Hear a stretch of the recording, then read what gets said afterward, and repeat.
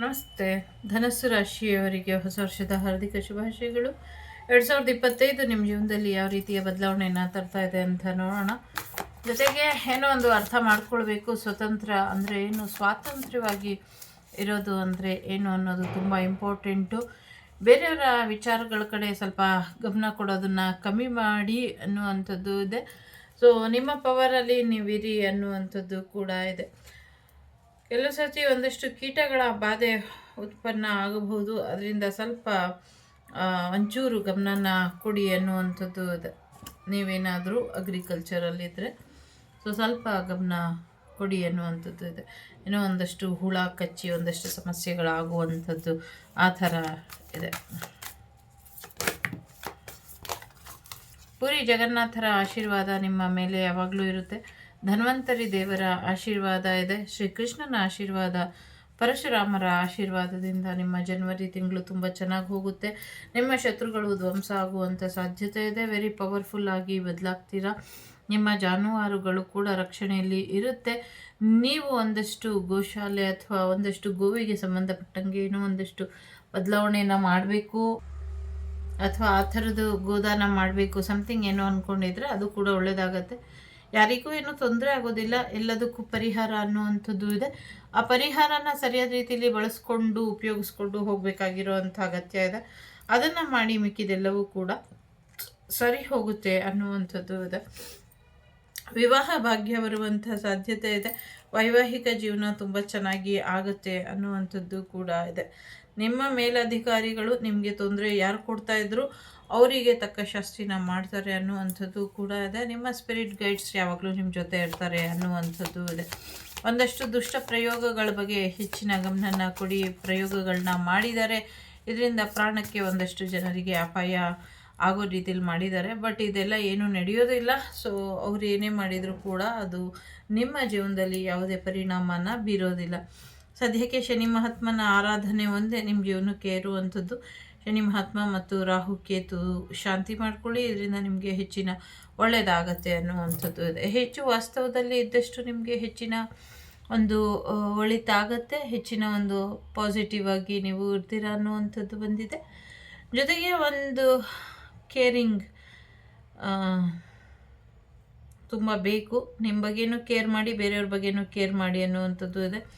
ನೀವೇನು ಕಾಯ್ತಾ ಇದ್ರಿ ಅದು ಆಗುವಂಥ ಸಾಧ್ಯತೆ ಕೆಲವರಿಗೆ ಇದೆ, ಕೆಲವರಿಗೆ ನಿಧಾನ ಆಗಬಹುದು.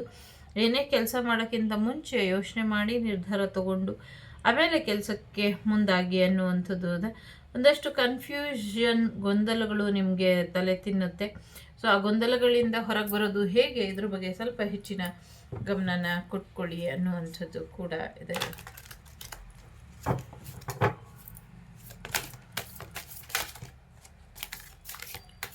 ಎಲ್ಲಿ ಹೋದರೂ ಯಾವ ವರ್ಷ ಬಂದರೂ ಗಾಸಿಪ್ ಮಾಡೋರ ಅಂತೂ ಕಡಿಮೆ ಇರೋದಿಲ್ಲ.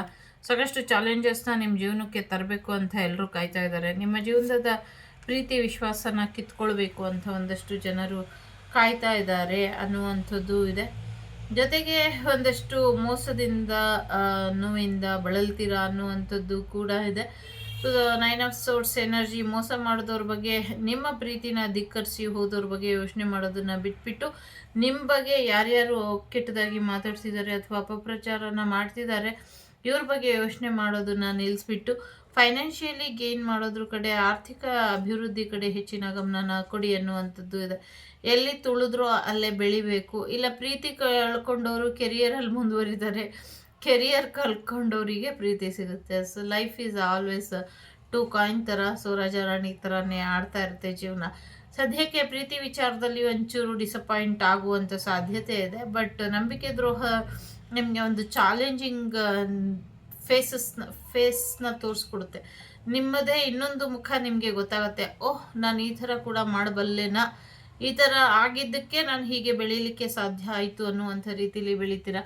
ಫೈನಾನ್ಷಿಯಲಿ ದೊಡ್ಡ ಮಟ್ಟದ ಯಶಸ್ಸನ್ನು ನೀವು ನೋಡ್ತೀರಾ ಅನ್ನುವಂಥದ್ದು ಕೂಡ ಇದೆ. ಎಂಥದ್ದೇ ಚಾಲೆಂಜಸ್ ಬಂದರೂ ಕೂಡ ಸೋಲು ಒಪ್ಕೊಂಬೇಡಿ. ಈ ಒಂದು ಸದುಪಯೋಗ ಪಡಿಸ್ಕೊಳ್ಳಿ. ಈ ಒಂದು ಅವಕಾಶನ, ಸದವಕಾಶ ಇದೆ, ಸದಾವಕಾಶ ಅಲ್ಲ, ಸದವಕಾಶ ಇದೆ. ಸೊ ಈ ಒಂದು ಅವಕಾಶ ಮತ್ತೆ ಬರುತ್ತೋ ಇಲ್ವೋ, ಹಾಗಾಗಿ ಎಲ್ಲರೂ ಹಿಂದಿಟ್ಟು ನೀವೇ ವಿನ್ನರ್ ಆಗುವಂಥ ಸಾಧ್ಯತೆಗಳು ಕೂಡ ಇದೆ. ಬೇಜಾರು ಮಾಡ್ಕೊಳ್ಳುವಂಥ ಅಗತ್ಯ ಇಲ್ಲ, ಮೋಸ ಮಾಡಿದವ್ರ ಬಗ್ಗೆ ಯೋಚನೆ ಮಾಡಬೇಕಾದಂಥ ಅಗತ್ಯ ಕೂಡ ಇಲ್ಲ. ಸೊ ಹೋದವ್ರು ಯಾರು ನಿಮ್ಮವರಲ್ಲ, ನಿಮ್ಮವ್ರಿನ ನಿಮ್ಮ ಜೀವನಕ್ಕೆ ಬಂದಿಲ್ಲ. ನಿಮ್ಮವ್ರು ನಿಮ್ಮ ಜೀವನಕ್ಕೆ ಬರುವಂಥ ಸಾಧ್ಯತೆಗಳು ಕೂಡ ಇದೆ. ಹೊಸ ಪ್ರೀತಿ ಯೂನಿವರ್ಸ್ ಕಡೆಯಿಂದ ಗಿಫ್ಟ್ ಕೂಡ ಬರುವಂಥ ಸಾಧ್ಯತೆ ಇದೆ.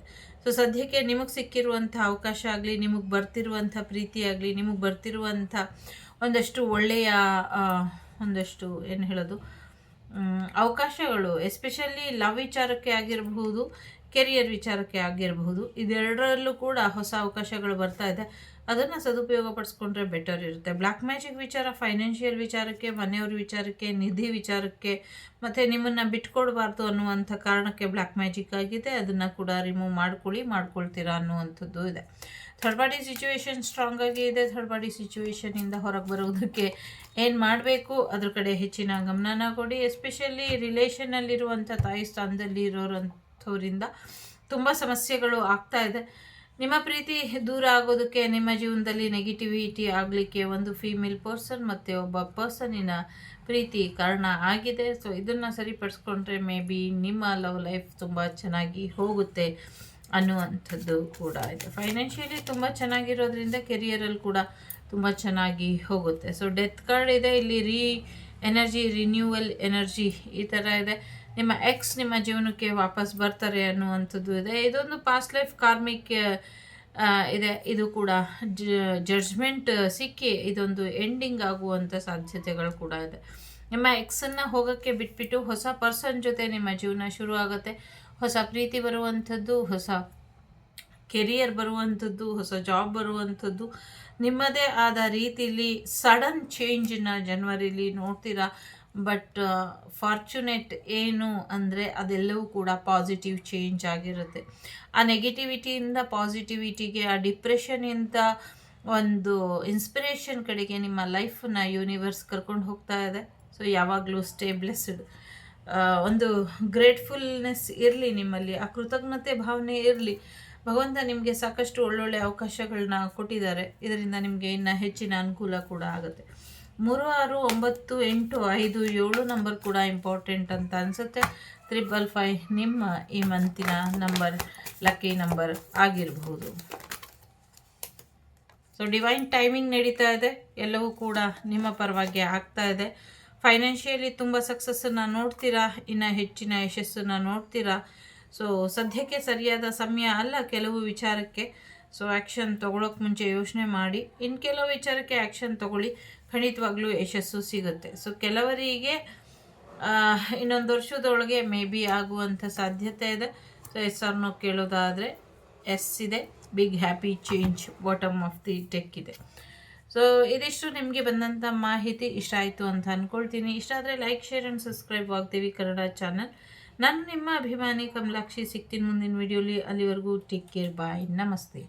ಲೋಕ ಸಮಸ್ತ ಸುಖಿನೋ ಭವಂತು, ಸಮಸ್ತ ಸನ್ಮಂಗಳಾನಿ ಭವಂತು, ಧರ್ಮೋ ರಕ್ಷತಿ ರಕ್ಷಿತಃ. ಎಲ್ಲರಿಗೂ ಒಳ್ಳೆಯದಾಗಲಿ. ಸೊ ವಸುದೈವಕ ಕುಟುಂಬ ವಾಗ್ದೇವಿ ಕುಟುಂಬದ ಪ್ರತಿಯೊಬ್ಬರಿಗೂ ಹೃತ್ಪೂರ್ವಕ ಹೊಸ ವರ್ಷದ ಹಾರ್ದಿಕ ಶುಭಾಶಯಗಳು. Keep smiling, keep rocking, take care.